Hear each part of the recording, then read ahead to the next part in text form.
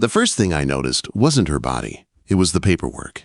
She stood there in the sand like she had walked straight out of a boardroom and refused to change. White blouse, black pencil skirt, bare feet digging into the beach, the wind off the water pulled at her hair. Oversized sunglasses covered half her face. In one hand she held a phone.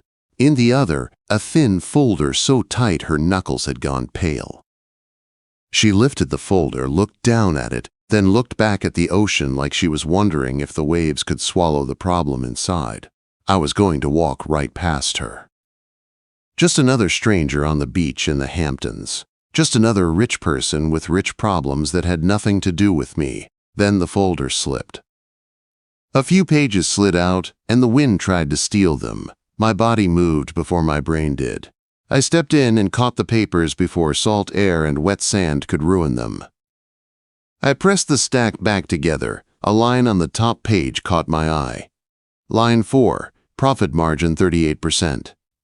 2 lines below, the cash flow numbers told a different story. Money going out that did not match money coming in. That kind of margin with that kind of outflow was not just wrong, it was impossible. I did not even have to look for it. The mistake was sitting there blinking at me like a warning light on a dashboard. Line 4, I said, holding the top page tight so the wind would not rip it away. Your profit number does not match your cash flow. Someone is hiding a $2 million hole in your expenses. Her head snapped toward me. The sunglasses slid down an inch. What did you just say? She asked. I kept my voice even. Either your timing is wrong or someone is doing it on purpose. But the numbers do not lie. She stared at me for a beat. Then her gaze narrowed the way serious people look at a new problem that just walked into their life. Who are you? She asked. Colby Sanchez, I said. Most people call me Colby. And why can you read that in 2 seconds? Because I spend my life cleaning up disasters that start exactly like this, I said. I pointed at the bottom of the page. And whoever prepared this used the wrong plan for your equipment costs. They are using it to hide the cash drain. That is why the profit looks good while the company bleeds. The folder stopped shaking in her hand. Behind the dark lenses, I could feel her eyes locked on me like a scope. Do you have a card? She asked. I'm on vacation, I said. Then your vacation just ended.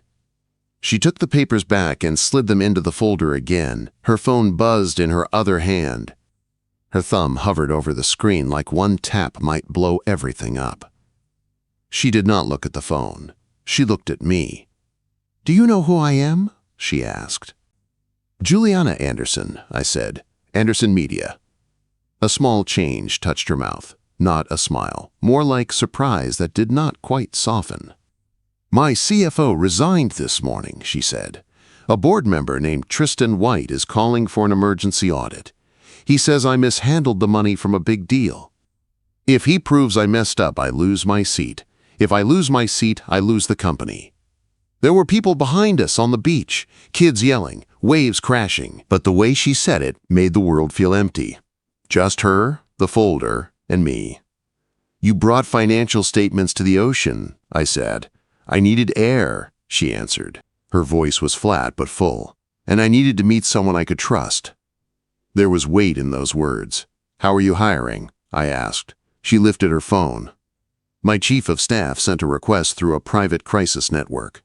Discreet consultants, background checked, no open job posts. I picked a short list and asked for someone who was already in the Hamptons today. You were the only one who answered in under 2 minutes. I nodded. It made sense. No magic. No fate. Just fast fingers and a bad habit of checking my phone even on the beach. And you tested me, I said. You saw the hole, she replied. That was the test. The wind shifted. She pressed the folder against her body like armor. If you come with me, she said, you get 1 day rate. Maybe 2. You work out of my suite. You get my full cooperation. Then you walk away clean. And system access, I asked. Her jaw tensed. That is the part one do not give to strangers.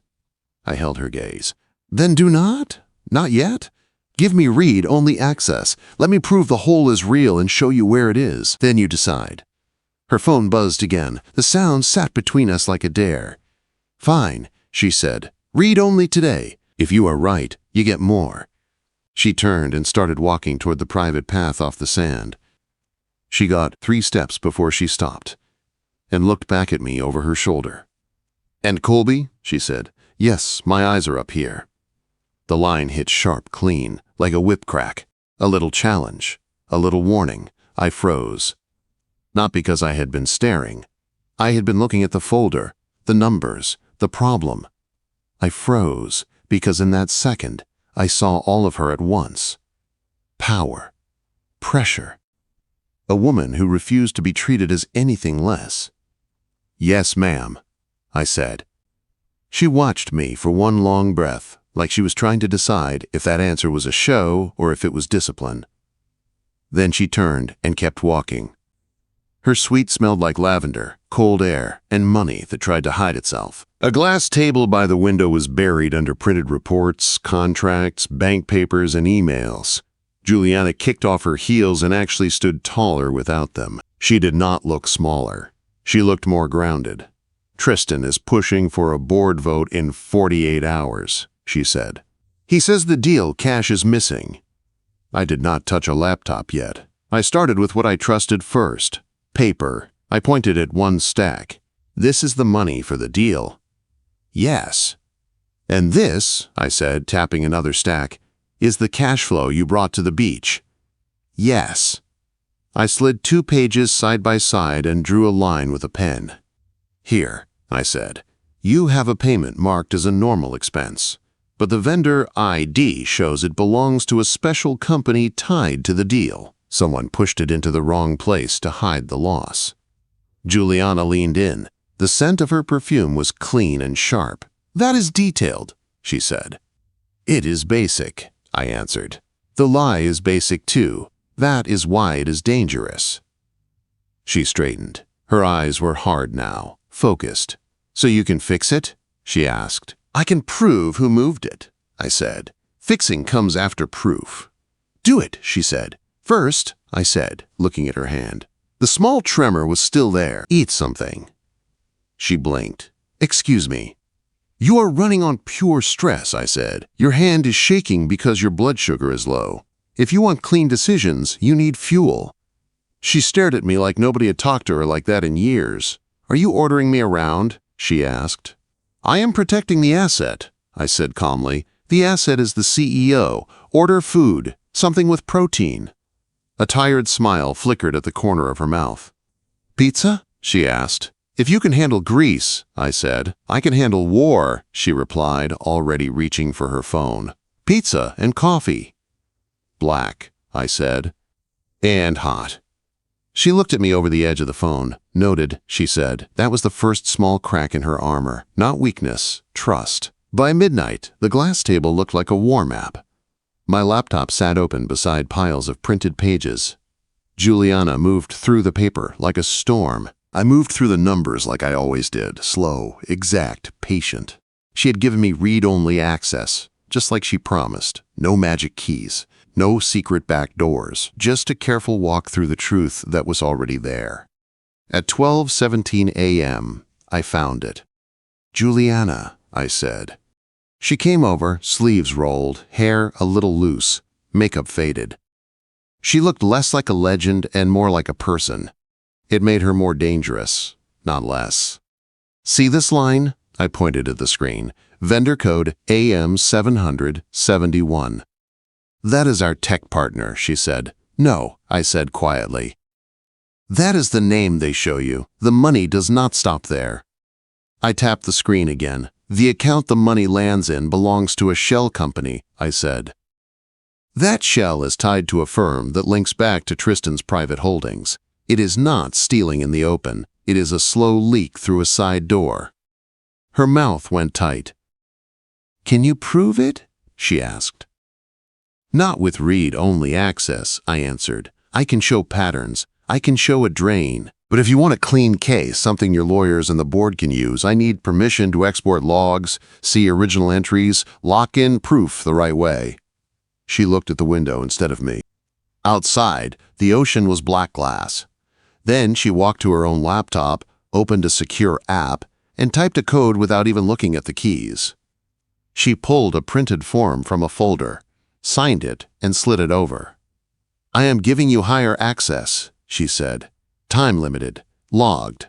Two-factor. My legal team is copied. Do not make me regret this." I read it. It was proper, clean, controlled.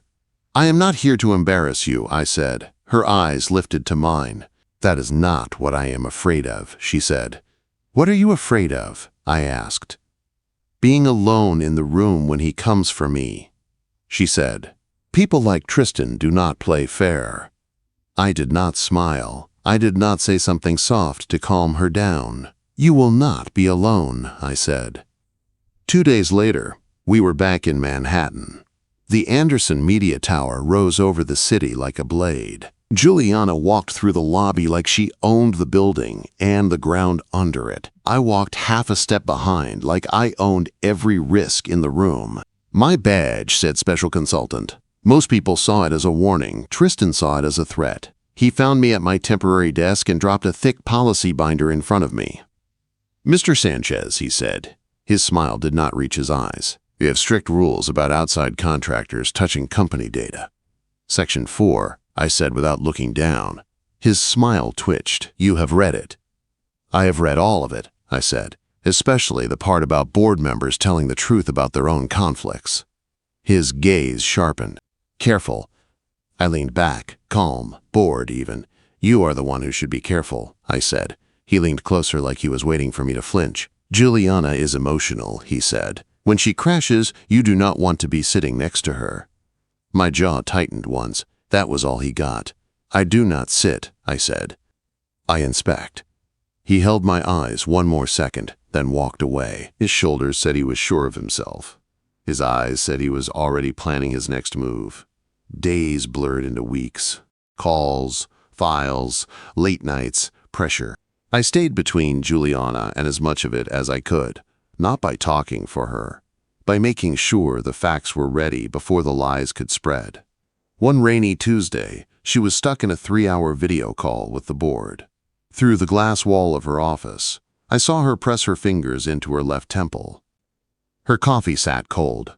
Her shoulders were tight. I did not ask for permission. I walked to the break room, made fresh coffee, grabbed a bottle of water, and took 2 painkillers from the small kit I kept in my bag. When the call hit a pause, I stepped into her office, set the water and pills by her hand, swapped her cold mug for the hot one, and turned to leave. No words, no eye contact. Just service. Her shoulders dropped a little. She took the pills. She sipped the coffee. When I reached the door, she gave one small nod toward the glass. "Not thank you. I see you." 2 weeks later, she appeared at my desk in a deep blue evening dress, hair polished, expression sharp. "I need you tonight," she said. "The gala," I said. "Donors and cameras." "Tristan will be there," she said. "He will try to corner me about the numbers." "If you are there, he will not make a scene." "He will not make a scene because he is worried about what I can prove," I said. Her eyes held mine. "He is worried about you," she said. I picked up my jacket. "Then let us give him a reason." The museum gala was glass and marble, soft music and hidden knives. Men in suits. Women in gowns. Smiles that did not reach eyes. I stayed close enough to reach Juliana in 3 steps, far enough that no one would mistake me for a date. She shivered once in the controlled cold of the air vents. "Here," I said. I took off my suit jacket and settled it over her shoulders. "Colby, no," she said, but her teeth were almost chattering. I adjusted the collar so it would not slip. My hands did not linger. The contact did. She pulled the jacket closer around her. "It smells like you," she said, voice softer than the room deserved. "Sandalwood and printer toner." "Safety," I said. A reporter rushed toward us. Mike pointed like a weapon. "Miss Anderson, comment on the rumor of a data breach," he said. I stepped between them. Miss Anderson has no comment, I said, in a calm, even voice. Also, you are blocking a fire exit. Move! He blinked, thrown by the tone more than the words. Then he moved. Juliana let out one long, measured breath. Thank you, she said. I built a wall, I said. Walls do not ask for please and thank you.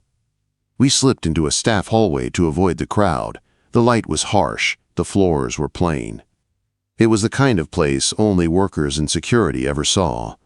That was where Tristan found us. He stepped out of a side door like he had been waiting. Miss Anderson, he said. A private word. Not here, Juliana said. He ignored her and looked at me. Is this man still pretending he works for you? He asked. I moved half a step forward. My shoulder lined up between him and her. Pick a lane, Mr. White, I said. Either I am nothing, or I am a problem. You do not get both. His eyes narrowed. You are interfering in board business. You are standing in a restricted staff corridor, I said. There is a camera in that corner. I nodded up. His eyes flicked to it. He had not noticed. 2 cameras, actually, I added. Juliana stepped closer to me on purpose. A choice, not a flinch. Tristan leaned in toward her anyway. Resign tonight, he said quietly. Save yourself the show tomorrow. I did not touch him. I did not raise my voice.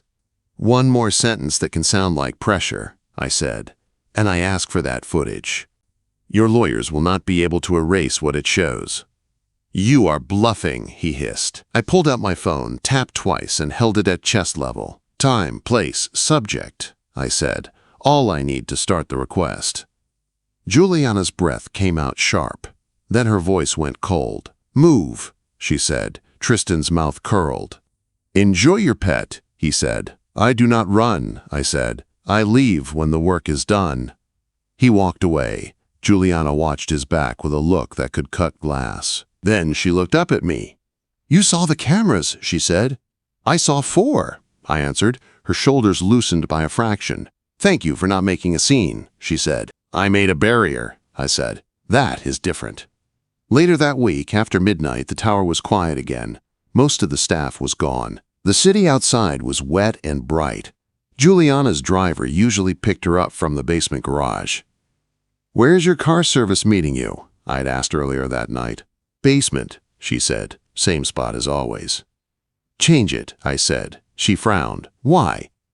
Because habits are weak spots, I said. If he is watching you, he knows your patterns. Tonight we use a different elevator, a different door, a different time. She thought about arguing. Then she nodded once. Clean. Smart. We took a service elevator down. I checked the corners before we stepped out into the garage. I stood between her and the open space until the driver opened the door. Text me when you are inside, I said. Her hand paused on the door. Colby, she said. Yeah, quote. If you are doing all this because you think I am fragile, she said, eyes steady, do not. I am doing it because he thinks you are alone, I said. He is wrong. She left. The door closed. The car pulled away. The tower went fully quiet. I went back upstairs, took an air-gapped laptop, and pulled the original PDF files from the leak onto a separate drive. No network. No shortcuts. Just me, the documents, and time. The first crack was in the plainest place of all.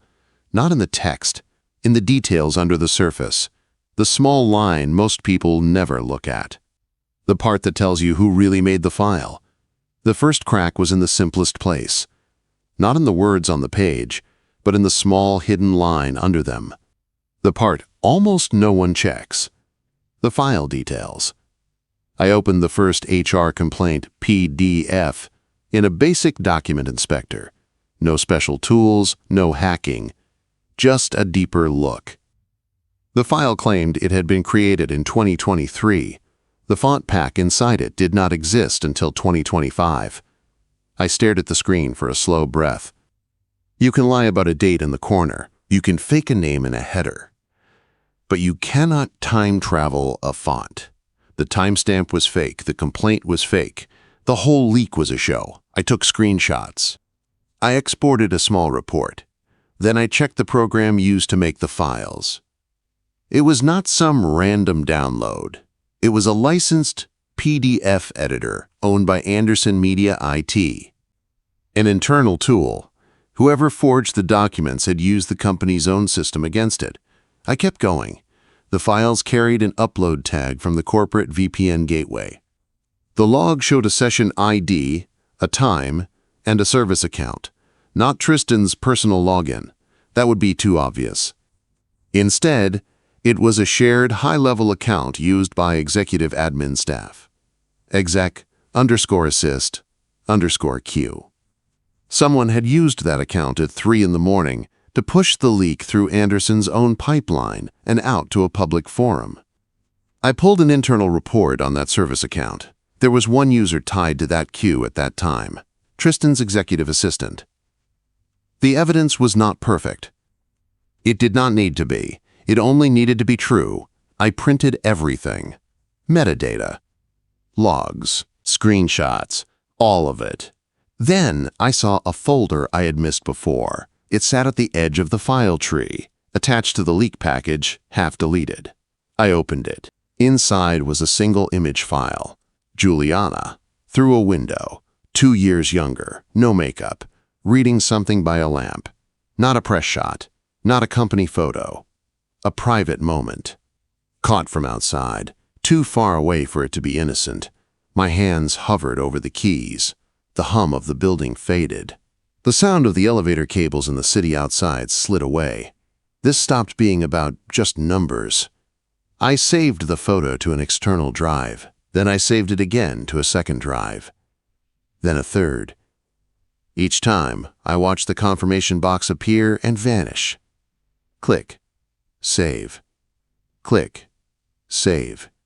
Click. Save. Slow. Controlled. I labeled the drives with a marker. Copy A. Copy B.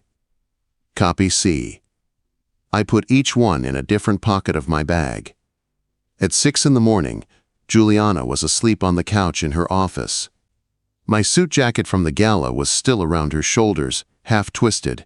She looked like she had tried to sleep sitting up and lost. I set the printed folder on the coffee table and waited. Her eyes opened fast. Executives do not ease into being awake. They hit it all at once. "I got him," I said. She pushed herself upright, hair messy, eyes sharp. "How?" she asked. I handed her the metadata report. Her eyes moved down the page. They stopped on one line and widened. "Author," she read quietly. "th_office_admin, last modified 3:08 a.m. "Careless," I said. "He hired people who know how to scrub what you can see. They forgot the parts under the surface." Her hand tightened on the paper. I could see the tendons stand out. "And the photo?" she asked. I slid it across to her. Her throat moved once when she saw it. She did not look away. "He has been doing this for years," she said. "Yes," I said. "And today it stops." The board meeting looked civilized. Long table, polished wood, water glasses, perfect lighting, 12 people in suits. It felt like a court that did not want to admit it was a court. Juliana sat at one end, shoulders squared, hair pulled back. Tristan sat at the other, calm and clean. "This is tragic," Tristan was saying, voice full of fake concern. "But for the good of the company, we must accept Juliana's resignation." "I have not resigned," Juliana said. Her voice did not shake. Tristan sighed like a tired parent. "The evidence is overwhelming," he said. I stepped forward from my place by the wall. "Evidence can be checked," I said. Heads turned. A few board members frowned, annoyed the extra body in the room had spoken. "Who allowed the consultant in here?" Tristan demanded. Juliana did not answer. She did not look at him. She looked at me. That was enough. I set the folder on the table. Not a slam. Not a soft slide. Just a solid sound that made people look. "The HR dump is forged," I said. "The PDFs have an author listed in their hidden properties. They also show the program used and the time they were edited." None of it matches the story you have been told." "That is absurd," Tristan snapped. I opened the folder and pushed the first report toward the middle of the table. The board members leaned in. "These files claim they were created in 2023, I said. "The font pack inside them is from a 2025 software build. They were edited at 3:08 a.m. using an internal PDF tool licensed to Anderson Media IT. I tapped one line. "The author field is th_office_admin. The VPN log shows the leak went out through a service account used by executive admin staff. At that time, only one person was using that account, Tristan White's executive assistant." A low curse came from somebody halfway down the table. A chair creaked. Tristan tried to laugh, but it broke halfway out. "This is a smear," he said. "Anyone could fake those logs." I did not look at him. I pulled out the printed image and set it down last. "And alongside the leak files," I said, "someone stored unauthorized photos of the CEO taken from outside her home and outside this building over 2 years. They were kept with the forged documents. Same account, same pipeline." There was a slow intake of breath around the table. Disgust moved through the room like smoke. Juliana stood. She did not raise her voice. "You are fired," she said to Tristan. "Effective immediately. Legal and security will handle the rest." Tristan's mouth opened. Juliana raised one hand. "Do not speak," she said. "Every word you say right now makes this worse for you." Security stepped into the room and came up behind him. Tristan's eyes moved from face to face around the table, looking for support. No one looked back. The meeting did not end with shouting. It ended with paper and proof, and the quiet sound of a chair rolling back as he was asked to stand. By the time the doors shut behind Tristan and the guards, the boardroom air felt different. Lighter. Not safe. Not yet. But clearer. The facts were on the table now. Juliana's hands rested flat against the wood. No tremor. No shaking. She looked at the board. She did not ask them for anything. They were the ones who now had to answer. By evening, the building was calm again. The news had not broken outside yet, but inside, everyone moved like something big had shifted. I packed my bag at my desk and set my badge on the surface. The plastic felt small now. "Done." Juliana appeared in the doorway. "Where are you going?" she asked. "Home," I said. "Contract is over." "So you just leave," she said. Not angry, curious. "That is what I do," I said. "I fix the mess and then exit." She watched me close my bag. "That is it?" she asked. "You walk out and that is the end?" "That is the job," I said. "Come in, find the leak, patch it, leave before people start pretending I belong here." She stepped into the office and let the door close behind her. "And what if I do not want you to leave?" she asked. I looked up. "Juliana," I said, "I cannot work for you anymore." "Why not?" Her voice was calm, but there was something under it now, less steel, more fire. "Because I am not neutral," I said. "I cannot sit in a boardroom and pretend I see you as just another client. That kind of place needs distance." I lost mine. She came closer. The room felt smaller. "I do not want you as an employee," she said. "I have plenty of those." Her hand lifted to my tie. She did not pull me. She just held the fabric between her fingers, soft but sure. Her eyes dropped to my mouth, then rose back to my eyes. "Tell me to stop," I said, my voice low. "Do not," she whispered. The kiss was not soft or slow. It was steady and clear, like a choice made after a long wait. Weeks of pressure and all the held-back things between us came into that first contact. Her hands slid up into my hair. My hands settled at her waist, strong enough to hold, loose enough to let her move if she wanted out. She did not pull away. She leaned in. When we broke apart, her forehead rested against mine. Her breath was warm on my skin. "Resign," she said quietly. "I already did," I answered. "Badge is on the desk." She smiled then, not the CEO smile, not the press smile, something smaller and more dangerous. "Good," she said. 2 days later, the lobby of Anderson Media was full of cameras. Reporters lined up behind ropes. Lights flashed. The company logo gleamed on the wall like a shield. Juliana stood behind the curtain with a mic pack on her blazer. Her shoulders were straight. Her face was calm. The world outside that heavy fabric was ready to eat her alive. I stood beside her in a dark suit. No badge now. No title. Just me. She reached up and adjusted my tie knot, fingers careful and exact, the same way I had adjusted my jacket around her at the gala. Her fingertips smoothed my lapel. That small touch hit harder than any kiss. It meant I see you, I trust you, I choose you. Ready? She asked. Always, I said. A staffer pulled the curtain back. We stepped out into the light. Juliana went to the podium. Cameras clicked like static. The room buzzed with low voices. She waited for the noise to drop, then spoke into the mic. "The internal investigation is complete," she said. "We have found the source of the forged documents. We have removed the people responsible. Anderson Media is stronger, not weaker, because we faced this." Questions shot up at once. "Miss Anderson, will there be criminal charges?" "Miss Anderson, did you ignore complaints?" "Miss Anderson, is it true you used outside help?" She held up one hand. The room quieted again. "I did not ignore complaints," she said. "I was targeted. Our systems were used against us. But facts still matter. Paper still tells the truth if you know where to look." A reporter near the front raised his voice over the others. "Is it true you brought in a specialist?" he called. "Will he be staying with the company?" Juliana turned her head toward me, then back to the cameras. Her smile shifted for a second. Less hard, more human. "No," she said. "Mr. Sanchez has finished his work and resigned his consultancy." There was a ripple of sound. Pens moved. Screens lit up. "However," she went on, "he will be at the shareholders' gala with me on Saturday." Heads lifted. The room leaned in. "Not as an employee," she said. "As my partner." She held out her hand toward me, palm open, fingers steady. I walked up beside her and took it. Her hand was warm and sure in mine.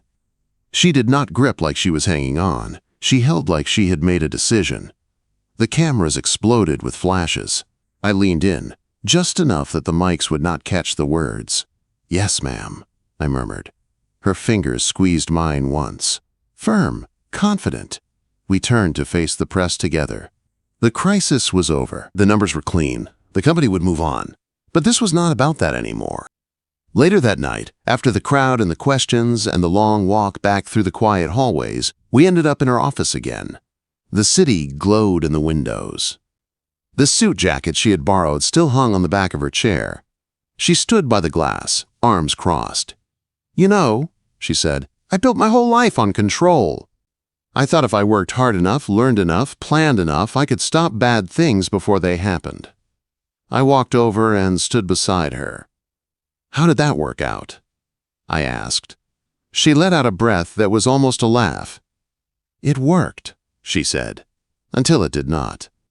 Until someone used all my systems and rules against me." I watched our reflection in the window, her profile, my shoulder just behind hers. "We spend so much time trying to control everything," I said. "Our careers, our image, our safety. But real trust is not control. It is standing next to someone when they let go of the wheel for a second." She turned and looked up at me. "Is that what this is?" she asked. "Trust?" "Yes," I said, "and choice. You are not perfect. Neither am I. Healthy love does not ask for perfect. It just asks you to show up and stay when it counts." Her eyes softened. She stepped closer, resting her head lightly against my chest. My hand came up to her back, simple and sure. For the first time since that day on the beach, she did not feel like a CEO holding the world together. She just felt like a woman letting herself lean on someone who would not move. If you enjoyed this story, please like and subscribe so we can share more stories like this. Thanks for listening.